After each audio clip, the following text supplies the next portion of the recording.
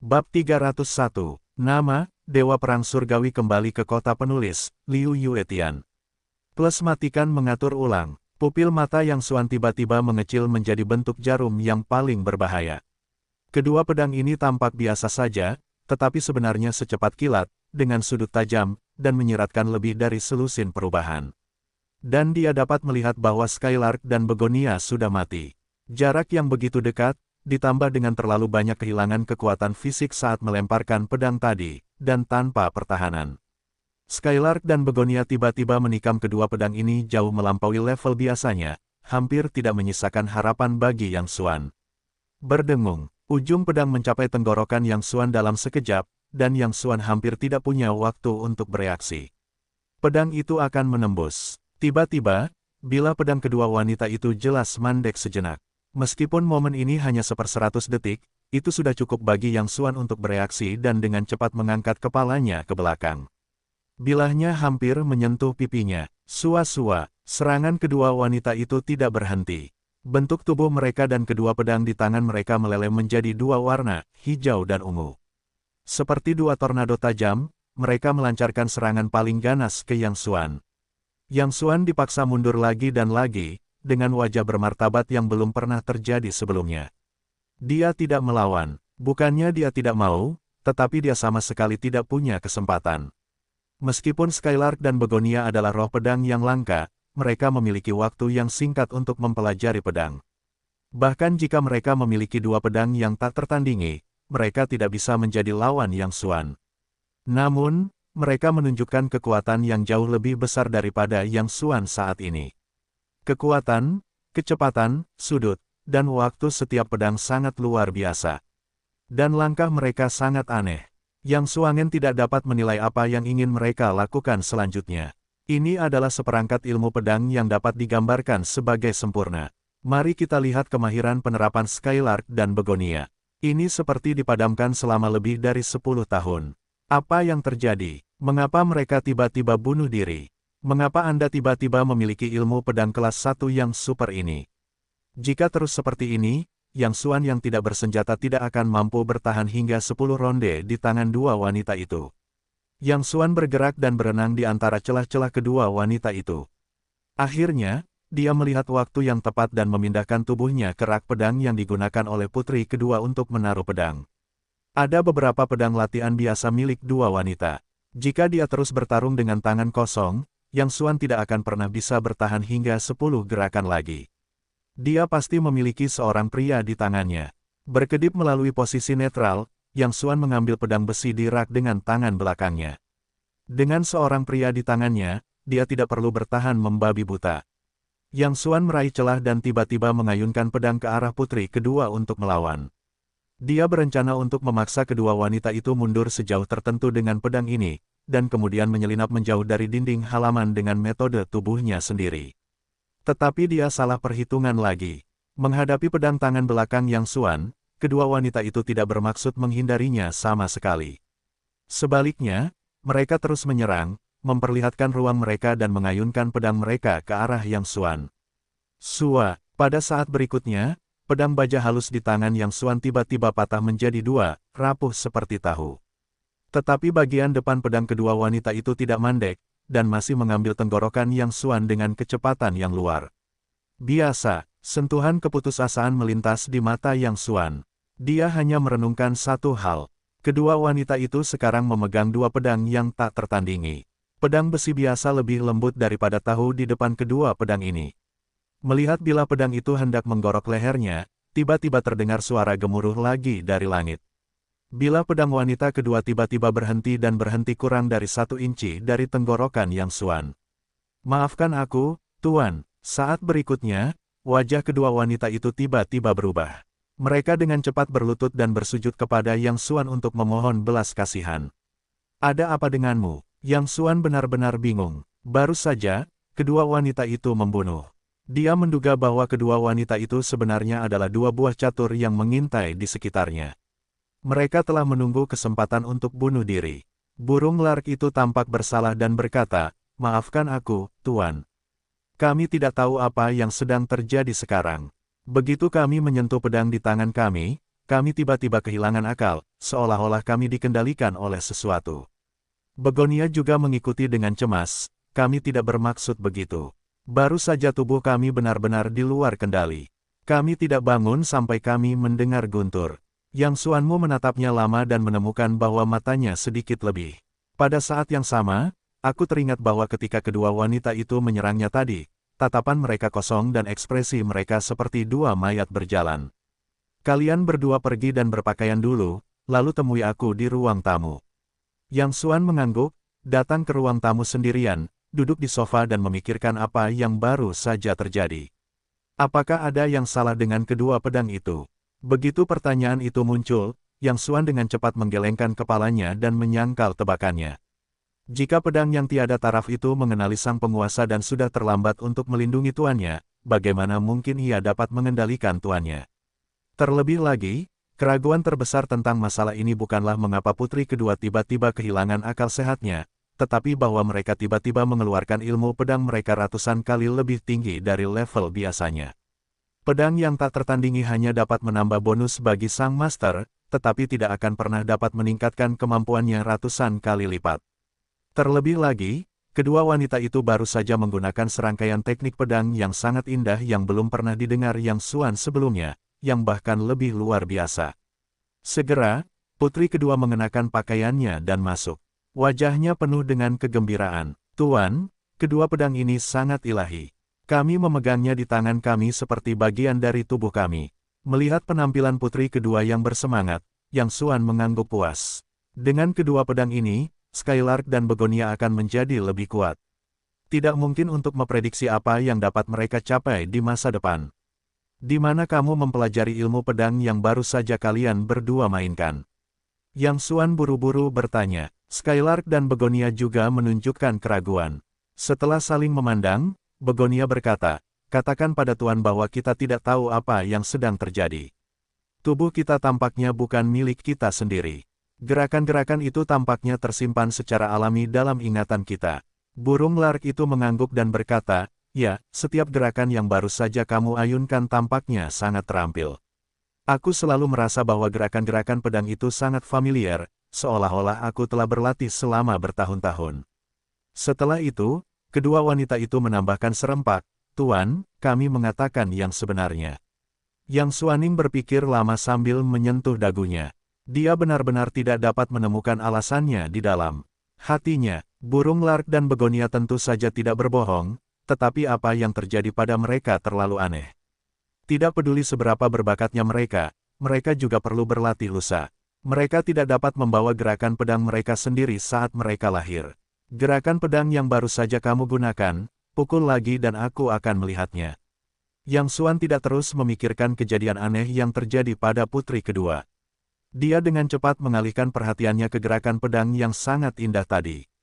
Sangat mengesankan, Yang Xuan jelas merupakan seorang jenius yang langka dalam seni bela diri. Tidak peduli seni bela diri tingkat tinggi apapun, ia hanya perlu menontonnya sekali dan hampir dapat mempelajari 7.788. Namun, ia bahkan tidak melihat sepersepuluh dari ilmu pedang Skylark dan Begonia tadi. Ia tumbuh di kamp pelatihan saat masih muda. Kemudian, ia telah membunuh dan mengumpulkan di medan perang. Ia telah melihat banyak ahli. Namun, saya belum pernah melihat teknik pedang yang begitu hebat.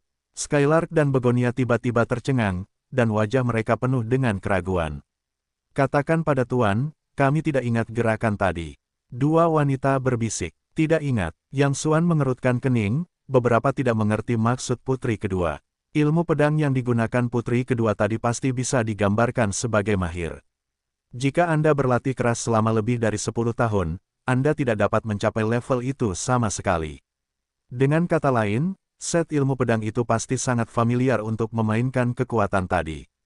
Tetapi mengapa mereka tidak ingat? Begonia berkata dengan serius, Tuan, kami benar-benar tidak ingat gerakan tadi. Pikiran dan tubuh kami tampaknya dikendalikan oleh suatu kekuatan. Itu sama sekali bukan diri kami sendiri. Skylark buru-buru setuju, ya, jika guntur tidak membangunkan kami tidak akan tahu apa yang kami lakukan. Yang Xuan semakin bingung. Dia telah melihat banyak hal aneh, tetapi dia belum pernah mendengar fenomena aneh seperti itu. Masalahnya pasti tidak akan muncul pada kedua pedang itu. Yang Xuan bisa yakin. Namun, bagaimana hal itu bisa terjadi pada mereka? Baiklah, kesampingkan masalah ini dan jangan ceritakan kepada siapapun nanti. Yang Xuanzhuo berpikir lama dan tidak menemukan alasannya. Namun, ia berhenti memikirkannya. Melihat wanita kedua, ia berkata, sekarang kau memiliki spektrum pedang dan pedang yang tak tertandingi. Kau memiliki bakat yang sangat tinggi di bidang ilmu pedang. Dalam pelatihan di masa mendatang, kau tidak perlu mengikuti cara yang kuajarkan kepadamu sebelumnya. Kau cukup mengikuti perasaanmu sendiri. Meskipun Yang Xuan juga seorang ahli ilmu pedang, bakatnya masih jauh dari putri kedua. Ia, sang guru, memimpin para murid, dan sisanya terserah mereka. Bakat Jianling tidak terukur. Jika Yang Xuan terus membimbing mereka, itu hanya akan menyia-nyiakan bakat mereka. Lebih baik biarkan mereka berkembang dengan bebas. Dengan keterampilanmu saat ini, para ahli ilmu pedang yang disebut-sebut di masyarakat biasa itu jauh dari lawanmu. Tetapi jika kamu ingin menjadi master sejati yang tiada taraf, ada penghalang yang harus kamu lewati. Yang Xuan menatap putri kedua dan berkata. Putri kedua buru-buru menjawab, tolong jelaskan. Yang Xuan menatap putri kedua, menghela napas dan perlahan melontarkan dua kata, membunuh. Membunuh. Putri kedua tampak sedikit bingung.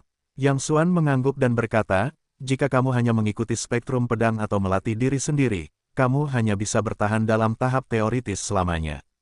Tujuan utama dari ilmu pedang adalah keterampilan membunuh, jadi dalam proses pelatihan, kita harus meningkatkan diri melalui pertarungan nyata yang berkelanjutan, yaitu membunuh. Para ahli bela diri top sejati itu terkumpul melalui darah dan tulang putih yang tak terhitung jumlahnya. Tanpa latihan praktis, mereka hanya bisa bertahan pada level bicara di atas kertas. Apa yang dikatakan Yang Xuan adalah pengalamannya sendiri. Sekarang, dia bisa memiliki kekuatan super tinggi, yang didasarkan pada integrasi latihan dan bakatnya sendiri dengan mengandalkan medan perang, darah inci demi inci, menginjak tulang putih yang tak terhitung jumlahnya, memiliki pengalaman pertempuran nyata yang hampir astronomis. Mata putri kedua berbinar karena kegembiraan, Tuan, di mana kita harus membunuh? Pertanyaan ini langsung ditanyakan Yang Xuan. Jika Anda berada di dunia yang gelap, Anda dapat membunuh di mana-mana. Tetapi ini adalah masyarakat orang biasa. Anda tidak bisa membiarkan mereka pergi ke jalan. Tusuk saja mereka pada siapapun yang tidak menyukai Anda. Didi, pada saat ini, ponsel Yang Xuan tiba-tiba berdering. Long Xiaoman yang berjaga di luar pintu. Ada apa? Yang Xuan berkata dengan suara yang dalam. Dia telah menyapa Long Xiaoman sebelumnya. Tidak peduli apa yang terjadi, dia tidak boleh mengganggu dirinya sendiri. Pada saat ini, dia tiba-tiba menelepon. Pasti ada sesuatu yang besar terjadi. Bolehkah aku masuk? Tanya Long Xiaoman dengan hati-hati. Tunggu di pintu. Aku akan segera keluar. Yang Xuan pergi ke pintu dan melihat ratusan orang berjaga di luar, semuanya pucat, butiran keringat di dahinya, dan banyak muntahan di tanah. Sepertinya dia baru saja mengalami rasa sakit yang hebat. Apa yang terjadi? Yang Xuan mengerutkan kening dan bertanya. Wajah Long Xiaoman juga terlihat sangat buruk dan berkata, aku tidak tahu.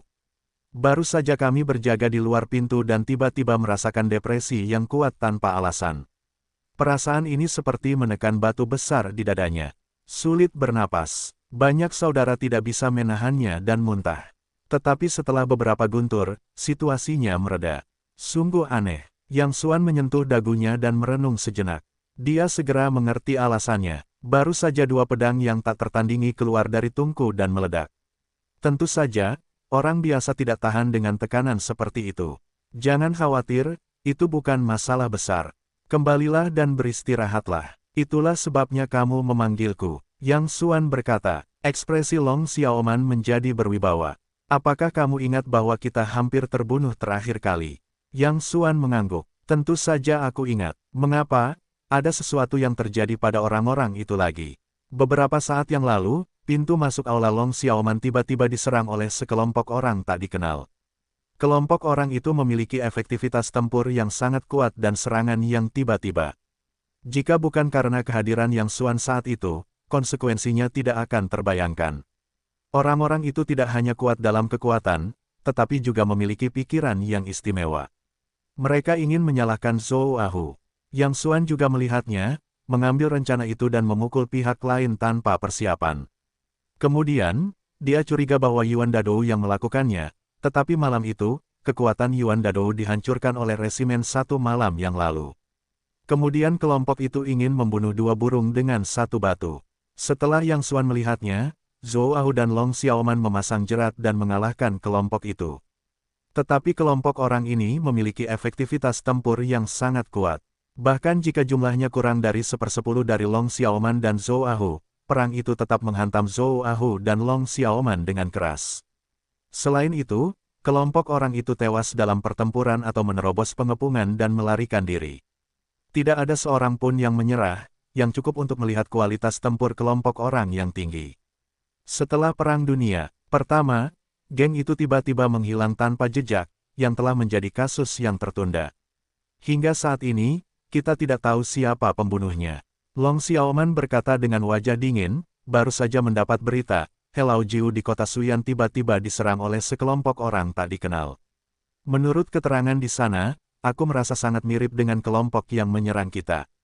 Kota Suyan, Yang Xuan tampak sedikit bingung. Kota ini dekat dengan kota Nanjiang, tetapi mengapa Long Xiaoman memiliki hubungan dengannya?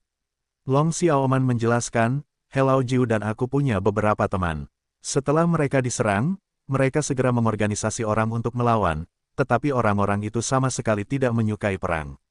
Pada serangan pertama, dia tidak menghancurkan Helao Jiu sepenuhnya, jadi dia segera mundur. Helao Jiu terkena serangan yang parah, tetapi dia mengejarnya. Dia baru saja meneleponku dan mengatakan bahwa sekelompok orang itu mengungsi ke arah kota Nanjiang. Diperkirakan mereka akan mencapai daerah Nanjiang dalam waktu 1 jam lagi. Yang Xuan merenung sejenak dan berkata, maksudmu kamu ingin membawa orang untuk membunuh orang-orang itu? Ada kilatan dingin di mata Long Xiaoman. Terakhir kali, tenggorokanku tersangkut. Aku bahkan benci menggertakkan gigiku saat tidur. Jika roh jahat ini tidak keluar, aku benar-benar tidak bisa tidur nyenyak. Selain itu, setelah masa pelatihan ini, kita memiliki tim yang kuat di bawah tangan kita, yang bukan lagi gerombolan seperti sebelumnya. Di sebelah Zhou Ahu juga menggema, saudara Yang, kita harus berlatih selama ribuan hari. Aku pikir ini adalah kesempatan terbaik. Yang Xuan menyentuh dagunya dan merenung sejenak, mengangguk dan berkata, baiklah, tetapi kamu harus berhati-hati. Kamu tidak boleh gegabah. Jika situasinya buruk, kamu harus mengungsi dengan tegas. Hubungi aku tepat waktu jika kamu memiliki sesuatu. Baiklah, kalau begitu kita akan membawa seseorang ke sana sendiri. Zhou Ahu dan Long Xiaoman memancarkan tatapan tajam di mata mereka. Tunggu, aku akan memperkenalkan kalian dua pembantu. Setelah itu, Yang Xuan berbalik dan berjalan masuk ke dalam rumah. Burung Lark dan Begonia berkata, kalian berdua tidak ingin membunuh. Kesempatan itu akan datang. Ingat, jangan keluarkan semua kekuatan kalian. Lakukan saja dengan benar. Burung Lark dan Begonia sangat gembira. Terima kasih, Tuan. Setelah menyelesaikan urusan di sini, Yang Xuan bergegas pulang. Menantu perempuanku, aku kembali. Ibu juga ada di sana. Yang Xuan membuka pintu dan melihat bahwa di dalam ruangan, selain Sunan, Zhang Huafang juga duduk di sofa. Ada apa? Yang Xuan menemukan sesuatu yang salah dengan suasana itu. Mereka tampak sedih. Zhang Huafang, khususnya, dulu memarahi ketika dia melihat dirinya sendiri membuka mulutnya, tetapi sekarang dia mengangkat bahu dan menarik kepalanya. Wajahnya muram dan matanya redup, seolah-olah dia telah dipukul oleh sesuatu. Ibu saya berjudi lagi. Sunan menggigit bibirnya dan berkata. Zhang Huafang buru-buru berkata, apa maksudmu berjudi lagi? Aku sudah lama berhenti berjudi. Oke. Itu hanya permainan biasa. Zhang Huafang selalu memiliki kebiasaan buruk berjudi. Dia dulu punya banyak hutang. Sunan hampir menghabiskan tabungannya selama bertahun-tahun.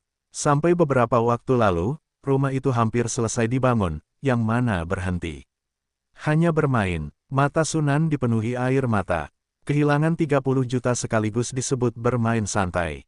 30 juta, Yang Xuan sedikit mengernyit. Meskipun Zhang Huafang dulunya berjudi, dia tidak pernah bermain sebanyak ini, mengapa begitu banyak? Kamu bertanya padaku, aku bertanya siapa yang harus pergi. Zhang Huafang berkata dengan salah, aku pergi ke ibu kota provinsi 2. Hari yang lalu, aku menganggur dan bosan. Aku berencana untuk bermain 2 kali sebagai hiburan, tetapi aku tidak menyangka akan kehilangan begitu banyak. Orang-orang di kasino berkata, biarkan aku mengambil uangnya dalam waktu seminggu, atau mereka akan memotong tangan dan kakiku. Apa yang bisa kulakukan? Sambil berbicara, dia mulai menangis, dan matanya menatap Sunan dengan sengaja atau tidak sengaja. Artinya jelas, utang besar ini harus ditanggung Sunan lagi. Lihat aku tidak berguna. Sunan pun menangis. Meskipun aku sudah memulai bisnisku sendiri sekarang, aku masih dalam tahap awal. Bahkan jika aku menjual perusahaan, itu tidak akan bernilai banyak uang. Lagi pula, aku tidak sendirian di perusahaan ini. Putriku, kamu harus mencari jalan keluar untuk ibumu. Kamu pasti mengenal banyak orang kaya sebagai bosmu sendiri sekarang. Mengapa kamu tidak pergi ke mereka untuk meminjamnya terlebih dahulu dan mengembalikannya kepada mereka ketika kamu menghasilkan uang nanti? Zhang Huafang menangis. Menurutmu siapa aku? Mengapa orang harus meminjamkanku uang? 30 juta. Kamu 300 yuan. Jadi kamu akan melihatku diputus oleh orang-orang itu. Mereka bisa melakukan apa saja dan melakukan kejahatan. Kedua ibu dan anak perempuan itu menangis dan bertengkar. Akhirnya, Zhang Huafang melampiaskan amarahnya pada Yang Xuan, semua salahmu karena menjadi pecundang. Dulu, begitu banyak orang kaya mengejar putriku dan menikahi salah satu dari mereka dengan seenaknya. Sekarang, tidak ada lagi yang seperti itu. Tapi aku tidak peduli jika kau adalah orang yang tidak berguna. Jika orang-orang itu ingin memotong tangan dan kaki mereka, pergilah dan tahan, atau aku akan membiarkan putriku menceraikanmu. Ada apa dengan Yang Xuan? Siapa yang bisa menyalahkanmu karena kehilangan uang? Sunan khawatir dan marah. Jangan membentakku, kau tidak bisa menyingkirkannya. Kau tidak mendengarkanku ketika aku menyuruhmu menikahi orang-orang kaya itu. Kau harus menikahi pecundang ini. Sekarang, di mana kau akan mencarikanku 30 juta? Sebaliknya, Zhang Huafang merasa bahwa dia cukup masuk akal. Sunan sangat marah sehingga dia mencoba menekan emosinya. Prioritas utama sekarang adalah bagaimana mengumpulkan 30 juta yuan. Bagaimanapun, dia tidak bisa melihat Zhang Huafang dipotong.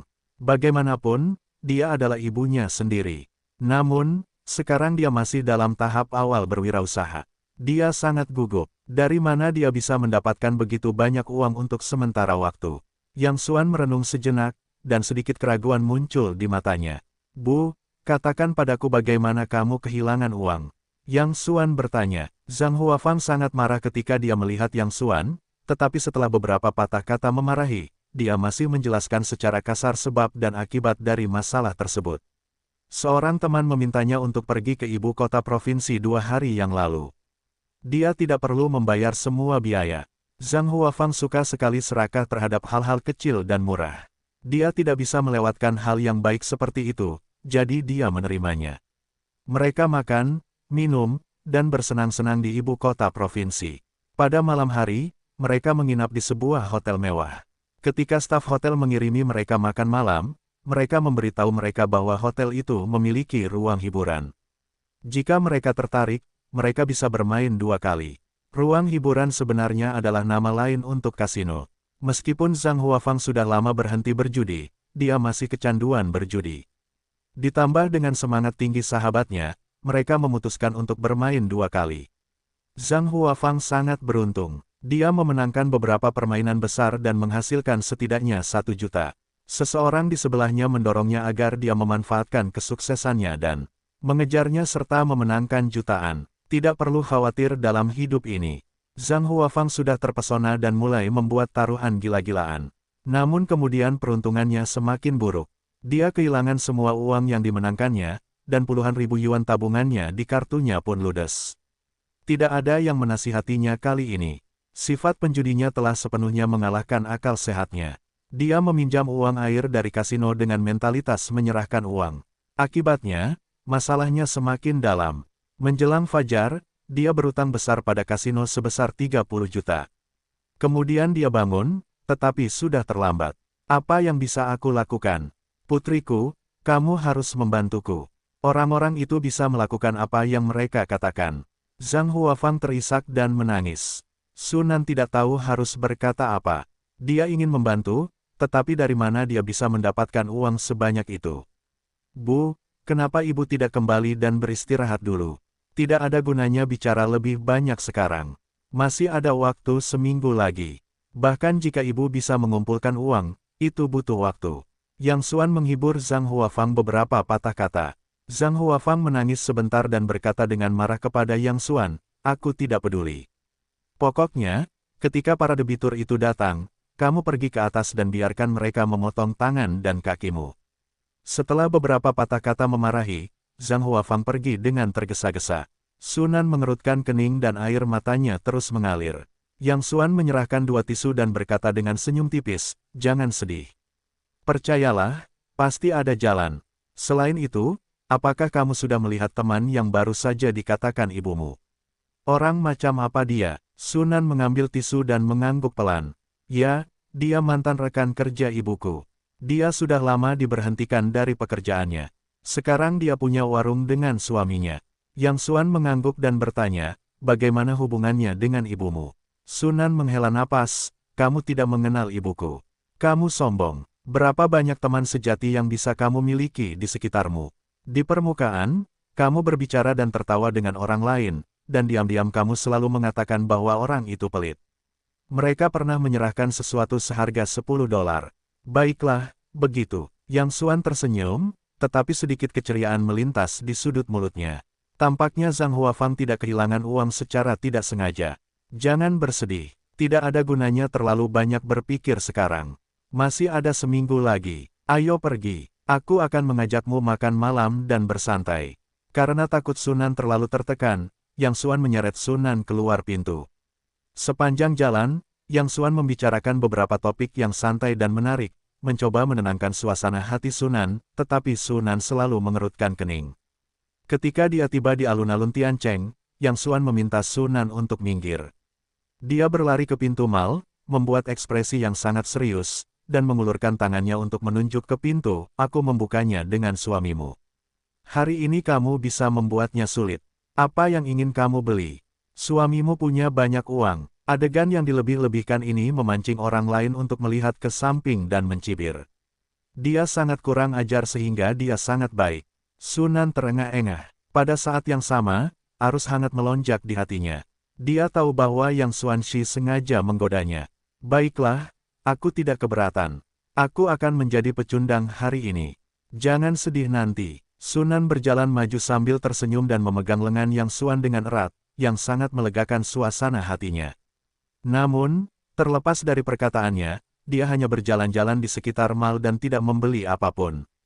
Yang Xuan merasa kasihan dan harus meminta Sunan untuk memilih beberapa barang.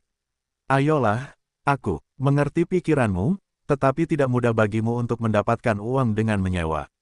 Kamu sendiri yang menabung uangnya. Bagaimana mungkin seorang pria besar bisa hidup tanpa uang saku? Sunan memegang lengan Yang Xuan dan tersenyum. Melihat senyum Sunan, Yang Xuan hanya merasa hangat di hatinya. Jika kamu mendapatkan istri seperti ini, kamu tidak bisa meminta seorang suami. Ketika mereka melewati toko hemas, Yang Xuan melihat mata Sunan dan diam-diam berhenti sejenak untuk melihat tas biru muda di dalamnya. Tetapi dia tidak mengatakan apa-apa. Dia memegang lengan Yang Xuan dan terus berjalan ke atas. Yang Xuan melihat pemandangan ini di dalam hatinya. Tidak peduli seberapa berbudi luhurnya Sunan, dia tetaplah seorang wanita, dan dia masih mendambakan sesuatu di dalam hatinya. Menantu perempuan, duduklah di sini dan tunggu aku. Aku akan pergi ke kamar mandi. Yang Xuan menyapa Sunan sambil tersenyum, lalu berbalik dan berjalan menuju kamar mandi. Namun, Yang Xuan tidak pergi ke kamar mandi, melainkan menyelinap ke bawah menuju toko hemas tadi. Begitu sampai di pintu, aku melihat sepasang suami istri berteriak di dalam. Bingbing, tolong beri aku lebih banyak waktu. Aku akan bekerja keras dan memberimu kehidupan yang kau inginkan. Seorang pria berseragam pengantar makanan dengan mata merah. Gadis itu berpakaian modis dan berdandan dengan riasan tebal. Ayolah, jangan mempermalukan dirimu sendiri di sini. Bagaimana kau bisa bekerja keras? Bisakah kau mengantar makanan saja? Aku membawamu ke sini hari ini hanya untuk membuatmu mati. Jangan bilang aku tidak memberimu kesempatan. Bahkan tas termurah di sini, selama kau mampu membelikannya untukku, aku akan terus memberitahumu. Kalau tidak, jangan bicara padaku tentang apa yang tersedia atau tidak. Anak laki-laki itu melirik label harga di lemari. Yang termurah harganya puluhan ribu. Aku tidak punya uang sebanyak itu sekarang. Anak laki-laki itu menundukkan kepalanya dan mengusap ujung-ujung bajunya dengan tangannya. Tetapi jika kau memberiku lebih banyak waktu, aku akan. Baiklah, diamlah kau. Gadis itu meletakkan tangannya di pinggulnya dan berteriak, untuk apa aku memberimu waktu? Untuk apa aku menyia-nyiakan masa mudaku untukmu? Aku tidak mengerti hal-hal ini ketika aku masih sekolah. Sekarang aku tahu bahwa kau tidak akan mampu membeli tas jika kau belajar dengan baik. Pemuda itu berkata dengan salah, tetapi aku baru saja lulus. Aku tidak mampu menabung uang bahkan jika aku bekerja paruh waktu untuk beberapa pekerjaan selama jam istirahat, termasuk sewa, air dan listrik, dan pengeluaranmu. Kenapa? Kau masih menyalahkanku. Gadis itu menyela dengan senyum mengejek, apa maksudmu pengeluaranku? Kau memberiku 10.000 yuan sebulan dan membeli 2 potong pakaian. Tetapi aku baru saja lulus dan aku masih magang. Gajiku per bulan adalah 12.000. Baiklah, berhenti bicara dan putus. Gadis itu dengan marah menunjuk hidung pihak lain, aku akan mengatakan yang sebenarnya. Aku ingin menikah dengan pria kaya, bukan pecundang sepertimu. Seberapa jauh aku akan pergi di masa depan? Jangan muncul di hadapanku. Aku tidak ingin Jiang Jie salah paham. Jiang Jie, anak laki-laki itu tertegun dan berkata, bukankah kamu berjanji padaku untuk tidak menghubunginya lagi di masa depan? Dia sudah menikah. Tidak salah bagimu untuk melakukannya. Berjanjilah padaku untuk tidak menghubunginya lagi di masa depan. Apa yang kamu lakukan? Gadis itu dengan marah berkata, kualifikasi apa yang kamu miliki untuk menjagaku? Bahkan jika dia menikah, apa yang terjadi? Orang-orang dapat membelikanku tas dan kalung, mengajakku minum dan berdansa, dan kamu, pada hari ulang tahunku, benar-benar memberiku seikat bunga yang rusak. Aku langka, Bing-bing, jika kamu benar-benar memberiku lebih banyak waktu, aku akan menonjol. Aku sangat menyukaimu, Pop. Gadis itu menamparkan wajahnya dan berkata dengan marah, Li Bin, untuk terakhir kalinya, jangan bilang aku tidak memberimu kesempatan. Jangan bicara padaku tentang hal-hal yang tidak berguna itu. Jika kamu bisa membelikanku tas di sini hari ini, aku akan mempertimbangkan untuk pergi denganmu, kalau tidak semuanya akan gratis. Anak laki-laki itu tidak dapat berbicara lagi, tetapi air matanya jatuh. Matanya yang menatap gadis itu jernih dan murni, dan bahkan petugas di sebelahnya merasa tersentuh. Pelayan, halo, tolong kemas tas ini untukku. Pada saat ini, suara samar tiba-tiba datang dari samping. Berbalik, aku melihat seorang pemuda biasa. Petugas itu bergegas maju dan berkata, Tuan, ini adalah model klasik perusahaan kami tahun ini, dan harganya 368.000. Gesek kartu Anda. Yang Xuan tersenyum dan menyerahkan kartu itu. Asisten toko itu tertegun dan berseri-seri, baiklah, Tuan, saya akan pergi dan memasangnya untuk Anda nanti. Saya belum pernah melihat tamu yang begitu murah hati. Ratusan ribu orang bahkan tidak mengedipkan kelopak mata mereka. Gadis itu menatap sekeliling matanya. Orang kaya seperti itu adalah pacar idamannya. Hai, pria tampan, menurutku kamu sangat istimewa. Bisakah kamu menambahkan WeChat? Mengandalkan kecantikannya, gadis itu dengan berani menempelkannya. Pria di sebelahnya sangat marah hingga tinjunya berdecak. Yang Xuan menoleh, tetapi tidak melihat gadis itu. Dia tiba-tiba tersenyum pada pria itu, oh, itu bukan Presiden Li. Mengapa kamu di sini? Ngomong-ngomong, dana proyek yang kita alokasikan terakhir kali sudah dialokasikan, dan kamu bisa mendapatkan lebih dari 7 juta. Aku sudah membiarkan bagian keuangan yang mengurusnya, dan aku diharapkan untuk mengirimkannya ke rekeningmu sore ini. Tiba-tiba suasana menjadi hening. Anak laki-laki itu menatap kosong dan tidak dapat berbicara untuk waktu yang lama. Gadis itu bereaksi dan buru-buru berkata, Anda mengenali orang yang salah. Dia pecundang. Di mana Presiden Li? Haha, Li Bin, Presiden Li, bagaimana saya bisa mengakui kesalahan saya? Saya sangat akrab. Yang Xuan menepuk bahu anak laki-laki itu dan berkata sambil tersenyum, Presiden Li, apakah Anda masih suka menjalani hidup seperti sebelumnya? Jika Anda tidak memiliki pekerjaan apapun, Anda dapat mengambil pekerjaan paruh waktu dan mengantarkan makanan. Saya katakan saya dapat mewujudkan beberapa model bisnis di sini. Saya tidak seteliti Anda, jadi perusahaan Anda lebih besar dari kami. Gadis itu benar-benar bingung. Lihatlah postur ini. Bahkan jika Anda memanggil nama Anda tidak akan mengenali orang yang salah. Apakah Li Bin biasanya orang miskin yang berpura-pura? Dia melakukan pekerjaan sambilan dan mengantarkan makanan untuk menjalani hidup dan mewujudkan model bisnis baru.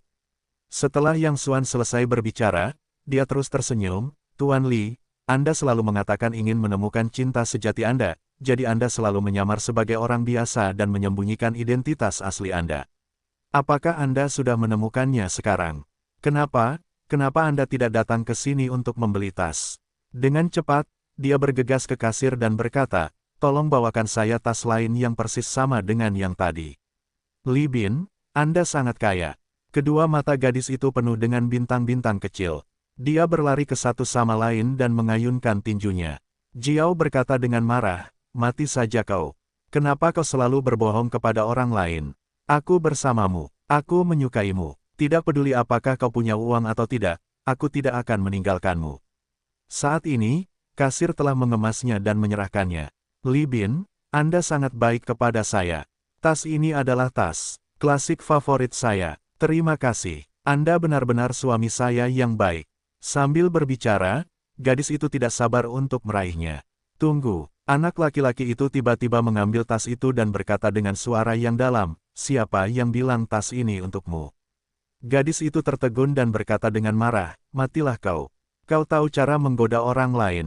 Baiklah, hentikan. Ajak aku membeli cincin berlian nanti. Kau sangat kaya sekarang. Aku akan mengikutimu dengan baik di masa depan." "Maaf, tidak." Wajah anak laki-laki itu tanpa ekspresi dan matanya bertekad, "Jangan menghubungi lagi di masa depan. Jaga dirimu." Setelah itu, dia siap untuk berbalik dan pergi. Gadis itu sedang terburu-buru, "Li Bin, dengarkan aku. Aku bercanda tadi. Aku menyukaimu apakah kau punya uang atau tidak." "Hahaha, tapi aku tidak menyukaimu." Li Bin tertawa dan mendorong gadis itu menjauh, dia baru saja melangkah keluar beberapa langkah. Tiba-tiba dia teringat sesuatu. Dia menulis catatan kepada Yang Xuan dan berkata sambil tersenyum, "Presiden Yang, saya akan pergi dulu dan menghubungi lebih banyak orang di masa mendatang." Setelah itu, dia pergi tanpa menoleh ke belakang. Gadis itu menangis dan mengejarnya. Yang Xuan tersenyum dan melihat catatan itu. Di sana tertulis, "Saudara, terima kasih telah membantuku menemukan harga diriku dan membuatku sadar hari ini.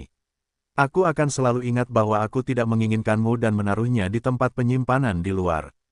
Jika aku berhasil di masa depan, aku akan membalas kebaikanmu hari ini." Yang Xuan tersenyum puas. Pria ini adalah seorang pria. Sepertinya dia tidak membantu orang yang salah hari ini. "Halo, Nona. Tolong bantu aku." Yang Xuan tersenyum dan mengucapkan beberapa patah kata kepada petugas itu. Petugas itu tampak bersemangat. "Anda sangat baik, Tuan. Mengapa saya tidak bisa menemukan suami yang baik seperti Anda?" "Baiklah, saya akan membantu Anda." Sunan menunggu lebih dari 10 menit. Begitu dia siap menelepon Yang Xuan, dia melihat pihak lain datang dengan santai. "Mengapa begitu lama?" tanya Sunan. Yang Xuan berkata sambil tersenyum, "Perutku agak tidak nyaman. Ayo pergi dan terus berjalan-jalan." Mereka hanya berjalan-jalan selama beberapa menit. Seorang staf yang mengenakan pakaian profesional datang sambil tersenyum dan berkata kepada mereka sambil tersenyum, "Permisi, kami adalah staf konter Hermes. Ada undian berhadiah hari ini. Apakah Anda tertarik untuk berpartisipasi?" "Maaf, kami tidak akan berpartisipasi." Sunan menolak dengan sopan. Dia tahu betul rutinitas mal itu.